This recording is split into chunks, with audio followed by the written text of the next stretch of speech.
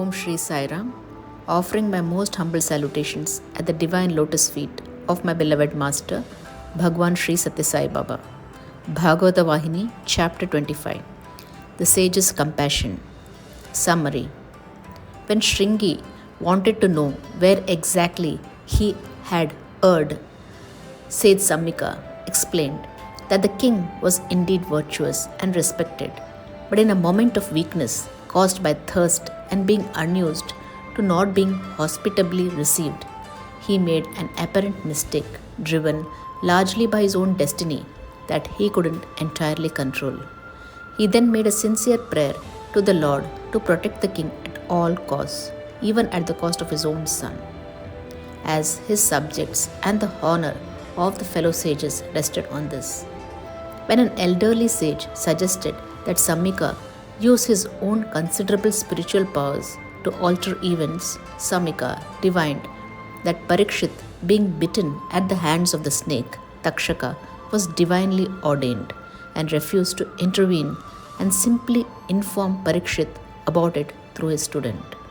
When the student arrived at the palace, an already remorseful Parikshit welcomed him humbly and inquired about the cause of his urgent visit.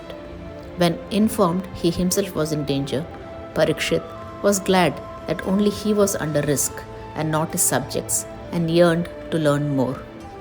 Key takeaways. Sage Sammika could clearly see that circumstances and background of King Parikshit as a noble king, and that thirst and the feeling of being ignored contributed to his act, which though wrong, should have been rightly forgiven. If we too have a similar sense of empathy with those who sometimes cause us pain by analyzing their backgrounds, state of mind, ignorance, when they sometimes commit a negative act against us, we can find it within us not to hold on to personal grudges and let it go in the best interest of all.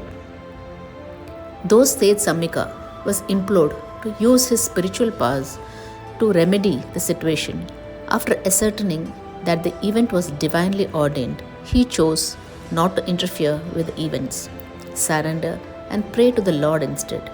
This shows great spiritual maturity and acceptance even at the face of personal calamity to his brethren. Let us aim to have the same dispassion, sense of judgment, and absence of spiritual ego in accepting the will of the Lord. Given time and space, Shringi realized his overreaction in cursing Parikshit and felt sorry for the same. Sage Sammika prayed to the Lord to protect the king at all costs, even at the cost of his own son, as the greatest good came from that. King Parikshit felt glad that he alone would have to bear the calamity and that his kingdom and subjects would not suffer its consequences.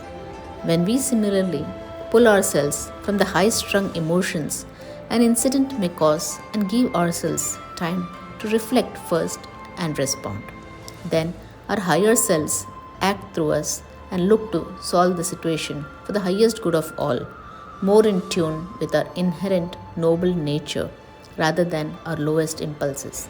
So, reflect first and then only act. End of chapter 25. Jai Sai Ram.